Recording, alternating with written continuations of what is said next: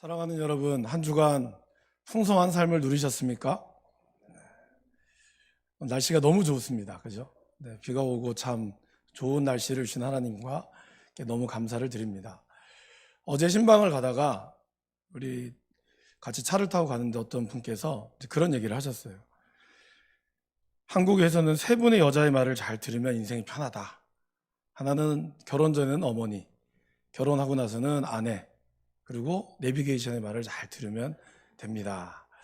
이런 얘기가 오늘 이 설교를 생각이 났습니다. 여러분, 듣는 것은 참으로 중요합니다. 잘 들어야 말할 수 있기 때문입니다. 듣지 못하면 우리가 소리를 낼 수도 없습니다.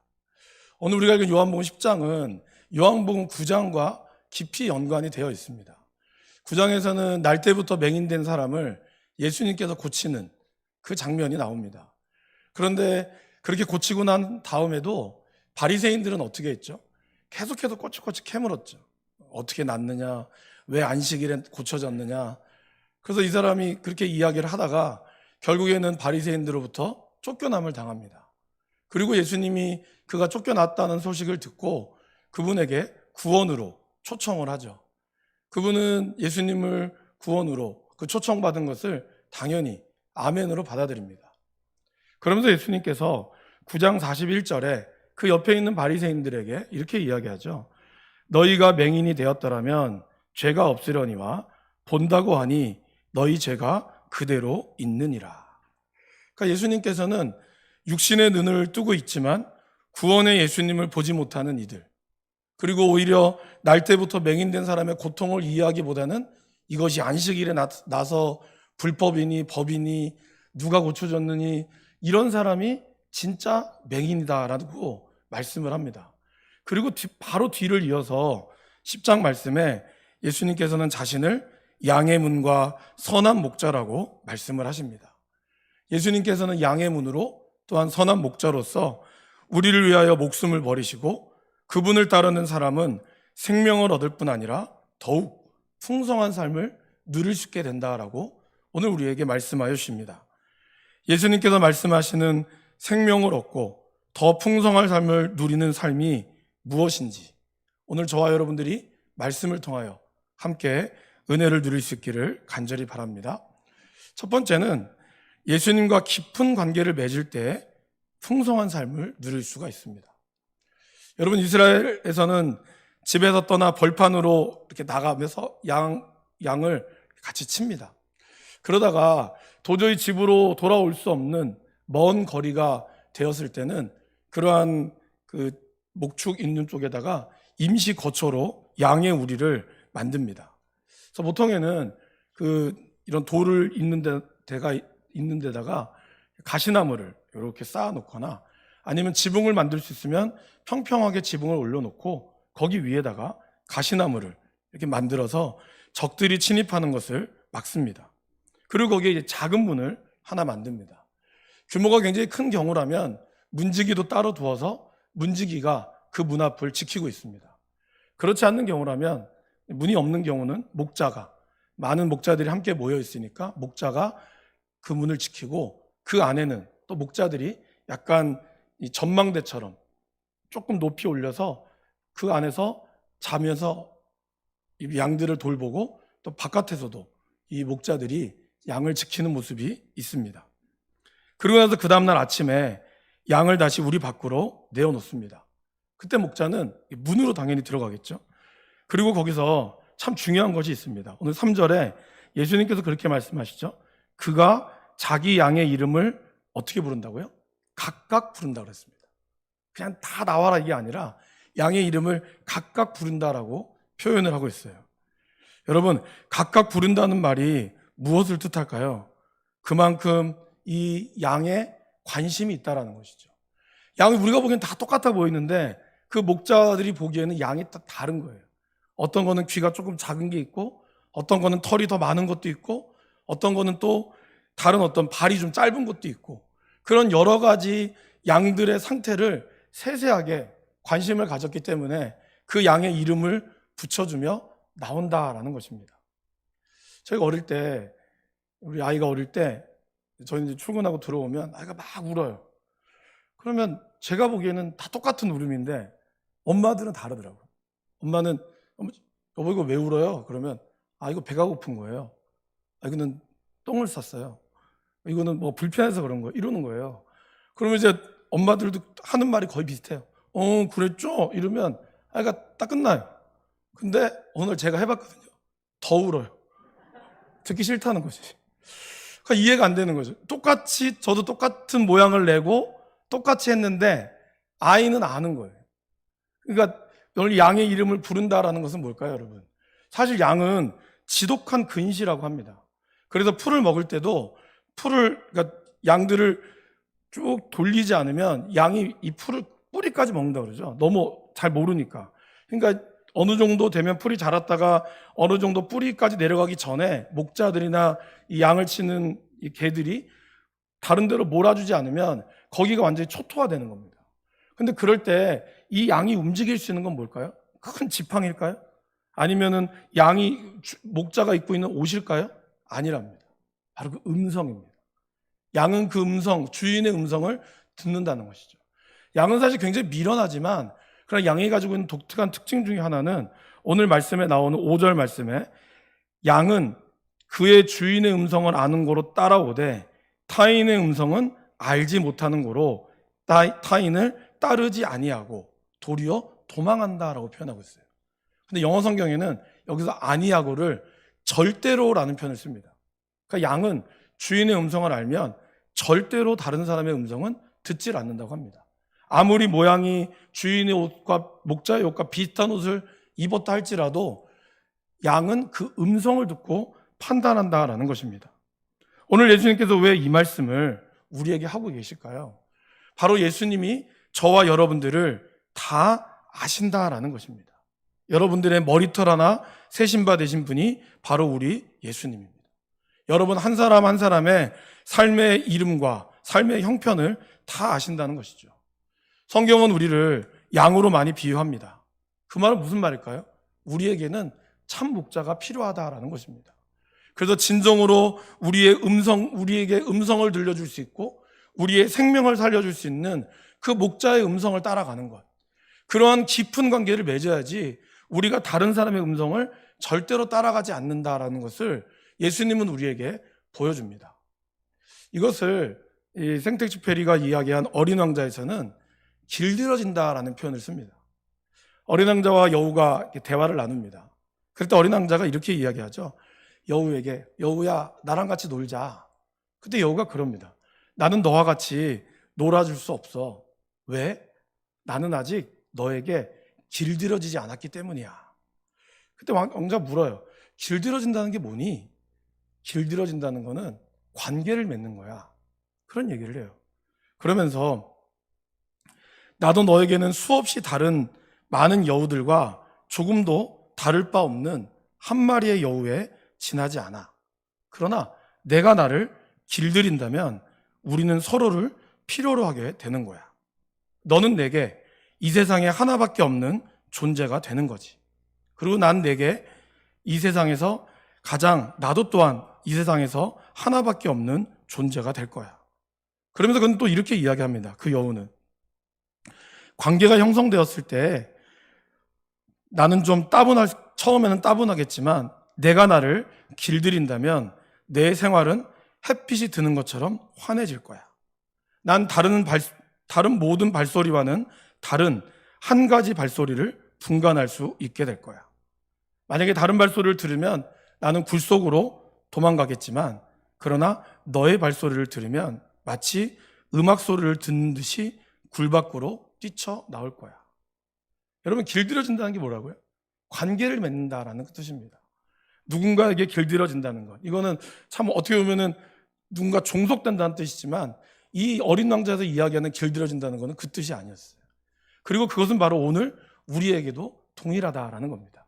근데 그러면서 어린 왕자가 이렇게 이야기해요. 여우가 친구가 되고 싶으면 너는 나를 길들여야 돼 라고 얘기하잖아요. 그럴 때 이 어린 왕자가 이럽니다. 어떻게 하면 되는 건데? 여러분 궁금하시죠? 어떻게 하면 될까요? 여우가 이렇게 이야기합니다. 아주 참을성이 많아야 돼. 저는 이 말씀이 참 와닿았어요. 그죠? 여러분 우리가 길들여진다는 것은 그냥 밥 한번 같이 먹자, 우리 뭐 같이 이야기 나누자, 그것이 아니라 사실은 오랜 시간 동안 서로와 인내하며 참을성이 있는 그런 시간들이 필요하다라는 것입니다. 깊은 관계를 맺는다는 것은 바로 그렇습니다. 여러분, 예수님께서 우리를 위하여 어떻게 오셨죠? 그냥 내려오신 것이 아니라 내려오셔서 모진 고통과 그 고난들을 다 참아내시고 다 이겨내시며 그렇게 인내하시며 그리고 마지막 십자가로 그분은 돌아가셨습니다. 그리고 그분은 부활하셨어요. 그리고 저와 여러분들에게 다시 나타나셔서 여러분들이 정말 하나님을 믿고 따라갈 수 있도록 우리 주님은 기다려주시고 있다라는 것입니다. 우리의 키가 갑작스럽게 자라지 않죠. 마찬가지로 제가 2주 전에 말씀드렸던 오늘과 내일, 모레, 우리가 주님이 내 안에, 내가 주님 안에 거하는 그 시간이 필요합니다. 때로는 그 시간은 흘러간다고 하지만 흘러가는 것 같지 않을 때가 있어요. 그죠? 정체가 될 때가 있는 것 같고 때로는 더딘 것 같은 그런 시간이 있을 때가 있습니다. 그러나 여러분, 그 시간들이 지나고 우리가 서로에게 인내하며 지나가면 예수님께서 약속하신 대로 분명히 될 것입니다. 그 약속은 뭘까요? 너희가 내 안에 거하고 내 말이 너희 안에 거하면 무엇이든지 원하는 대로 구하라. 그리하면 이루리라. 사랑하는 여러분, 이 말씀이 저와 여러분의 삶에 이루어지기를 간절히 바랍니다. 두 번째는 예수님의 문으로, 그 문으로만 들어가야 합니다. 여러분, 이 말씀을 우리가 좀 이해하려면 사실 성막을 잘 이해하는 것이 필요합니다. 왜냐하면 구약 성경에 나오는, 여러분들이 너무나 재미없어하는 레위기와 민수기에 나오는 성막은 사실은 예수님의 모형이죠. 구약에 나와 있는 성막은 그냥 예수님이 광야에서 이렇게 만들어라라고 해서 만든 것이 아니라 이거를 통하여 하나님께서는 예수님의 모양을 예표하고 있습니다. 직사각형으로 되어 있죠. 안에 있는 자세한 내용은 제가 드리지 않겠지만 직사각형이 동서남북으로 되어 있고 동서남북에는 각 세 지파가 이렇게 되어 있습니다. 그럼 여러분, 상식적으로 이 성막 안에 들어가기 가장 쉽고 간편한 방법은 뭘까요? 문이 몇 개 있으면 제일 좋을까요? 각 동서남북마다 하나씩 있어서 4개가 있으면 편합니다. 그 당시에 20세 이상의 인구조사를 해보니까 1차 인구조사를 해보니까 60만 3,550명이었어요. 근데 그거는 20세 이상의 남자만이니까 만약에 가족들을 다 합치면 약 한 200만 명입니다. 그럼 200만 명이 이 4개의 문도 좁겠지만 그래도 이 4개의 문이 있으면 그나마 좀 낫겠죠. 3개의 집합이 들어가면 되니까. 근데 하나님께서는 성막을 만들 때 어떻게 만들려고 했을까요? 문은 단 하나. 어디예요? 동쪽에. 얼마나 번잡합니까, 여러분? 그런데 하나님께서 그 문을 단 하나로 만드신 분명한 이유가 있었습니다. 그게 뭘까요? 구원의 문은 하나밖에 없다는 거예요. 제가 말씀을 드렸죠. 성막은 예수님의 모형이라고. 인간이 편하고자 우리가 하나님께서 만드는 것이 아니라 이 성막은 온전히 하나님을 예표하는 겁니다. 그래서 하나님께서는 이 성막의 문을 단 하나로, 그래서 구원의 문은 단 하나밖에 없음을 이 성막을 통하여 우리에게 보여주시는 것입니다. 그것을 오늘 예수님께서는 이 10장에서도 말씀하고 있죠. 그래서 내가 진실로 진실로 너에게 말하노니 나는 양의 문이다. 그러면서 나보다 먼저 들어온 자는 다 절도요 강도니 양들이 듣지 아니하였느니라 라고 말씀하고 있습니다. 여기서 사실 먼저 왔다는 것에 큰 의미를 둘 필요는 없습니다. 예수님보다 먼저 왔다는 의미보다는 예수님이 아닌 다른 어떤 것은 전부 다 그런 의미로 받아들이면 됩니다. 예수님께서는 이 말씀을 맹인을 내쫓으며 자신들의 기득권만을 생각하고 백성들은 안중에도 없는 바리새인들과 이 종교자들의 지도자들에게 하고 계십니다.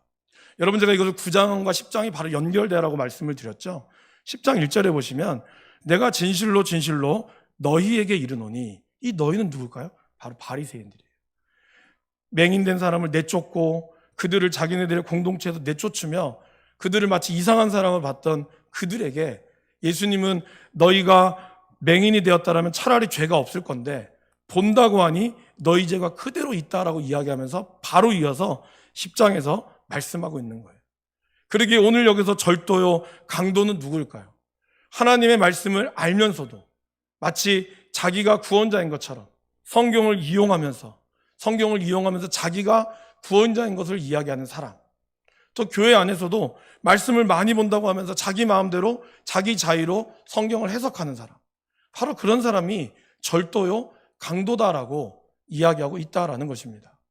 예수님은 요한복음 14장 6절에 우리에게 분명히 말씀하고 있습니다. 우리 14장 6절 말씀을 화면을 통해서 같이 한번 읽어보실까요? 예수께서 이르시되 내가 곧 길이요 진리요 생명이니 나로 말미암지 않고는 아버지께로 올 자가 없느니라. 예수님이라는 이 문을 드나드는 양들에게 오늘 예수님은 두 가지 혜택을 주십니다. 그것은 뭘까요? 9절 말씀에 보면 나로 말미암아 들어가면 구원을 받고 또는 들어가며 나오며 꼴을 얻느니라. 첫째는 구원이고 둘째는 꼴입니다. 근데 이거 참 재밌는 건 뭐죠, 여러분? 나로 말미암아 들어가면 구원을 받는다고 그랬어요. 근데 꼴은 어떻게 돼요? 들어가며 나오며, 이 표현을 쓰고 있어요.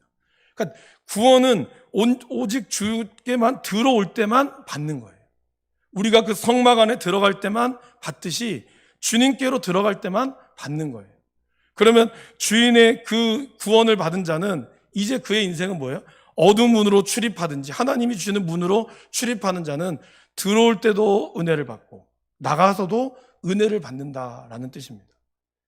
제가 이제 어느 교회 신방을 갔을 때 그렇게 적혀 있더라고요. 문 앞에는 이 집에 들어오는 모든 이가 오늘 수고했으니 그리스도의 평강이 이 문을 열고 들어갈 때 하나님의 은혜가 있기를 간절히 기도합니다. 그리고 그 문 안쪽에는 이렇게 붙여 있어요. 이 문을 열고 나갈 때 당신에게 이 가정해 주시는 하나님의 귀한 축복과 힘이 여러분에게 있어서 나가서는 힘을 얻게 될 줄 믿습니다. 여러분, 이것이 그 말입니다.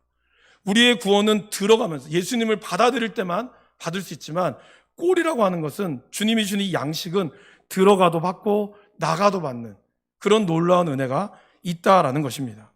목자만이 양들을 밤에 문 안으로 인도해주는 휴식을 줄 수 있습니다. 그리고 낮에는 어떻게 하죠? 문 밖으로 데리고 나가 꼴이 있는 곳으로 인도할 수 있습니다. 수많은 약속들이 우리에게 안전과 풍요를 약속하죠. 예전에 이런 문구가 있었어요. 그 남자 학급에 1시간 공부 더하면 마누라 얼굴이 바뀐다.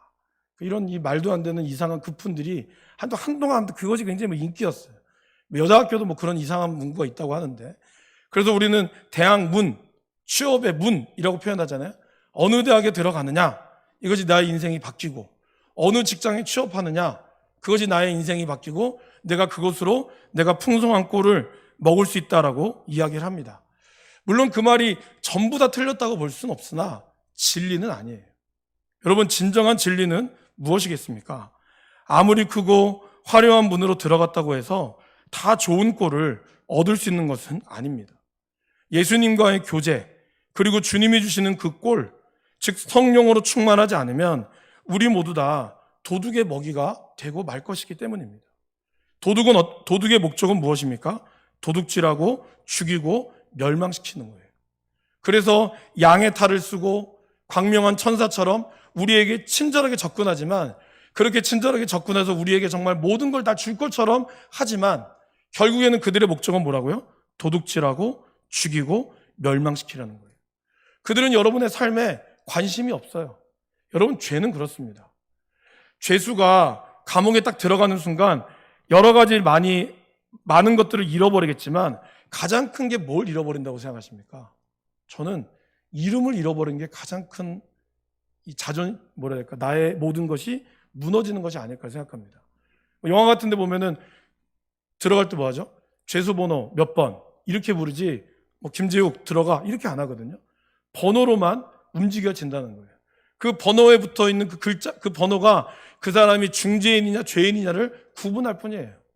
죄라는 것은 여러분의 인격이 없어지는 겁니다. 여러분의 삶이 없어지는 거예요. 지금은 내가 돈이 많고 풍성해서 내가 뭔가 대단한 것 같죠. 그러나 죄 가운데 있을 때는 그러한 돈이나 그러한 모든 물질이나 내가 갖고 있는 명예도 사실은 아무런 의미가 없어요. 그것이 없어지면 나조차도 없어지는 것입니다.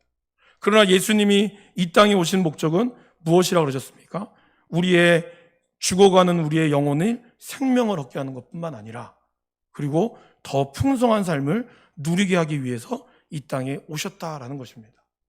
선한 사마리아인처럼 고단한 인생살이에 몸과 마음이 찢기고 아무도 알아주지 않아서 나 혼자 죽기를 이렇게 죽어야 되나라고 우리의 인생을 바라봤을 때 예수님께서 선한 사마리아인처럼 힘든 우리를 찾아오셔서 치료케 하시고 온전하게 회복시켜 주신다라는 것입니다. 그리고 거기서 멈추는 것이 아니라 이전보다 더욱 강하게 만들어주시는 분이 바로 우리 예수님이시다라는 것입니다. 사도 바울은 이 사랑을 너무나 잘 알고 있었습니다. 그래서 로마서 8장 말씀에 그리스도의 사랑이 나의 모든 기근이나 곤고나 박해나 위험이나 칼이나 그 어떠한 것도 끊을 수 없다라고 그는 고백하고 있습니다. 그리고 거기서 멈추는 것이 아니라 사도 바울은 더 나아가서 뭐라고 얘기할까요? 예수 그리스도 안에서 우리가 넉넉히, 이걸 이제 원문으로 보면요, 압도적인 패배를 뜻합니다. 그러니까 하나님이 그냥 내 인생이 죄악에 간신히 이겨서 아이고 내가 오늘도 하루도 그냥 간신히 살았다, 이것이 하나님이 주시는 은혜가 아니라는 거예요.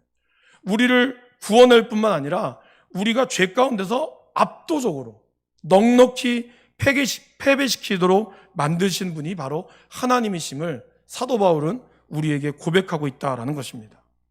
그렇습니다, 여러분. 예수님의 부활은 우리의 생명을 구하는 것뿐만이 아니라 이전에 지금의 여러분의 삶보다 더욱더 풍성하게 해주시는 삶을 주시는 분이 바로 우리의 예수님이시다라는 것입니다. 그러기에 예수님은 그것 때문에 우리의 모든 죄를 짊어지셔서 끝나는 것이 아니라 부활하셔서 다시 저와 여러분들 가운데 임하고 있다라는 것입니다. 그러기에 우리는 이 풍성한 삶을 누리기를 간절히 바랍니다. 그러기 위해서 뭐가 중요할까요, 여러분? 세상의 수많은 소리를 우리는 듣지만 예수님의 소리에 반응하도록 우리가 힘써야 한다라는 것이에요. 다른 많은 소리들이 우리에게 들리죠. 그러나 그 소리 가운데 양이 주인의 소리를 제대로 알면 어떻게 한다고요? 타인의 음성은 절대로 따라가지 않는다 그랬습니다. 우리가 주인의 음성을 제대로 안다면 우리는 아마 그 어떠한 소리에도 분별할 수 있는 힘이 될 것입니다. 그런데 그것은 어떻게 얻을 수 있을까요?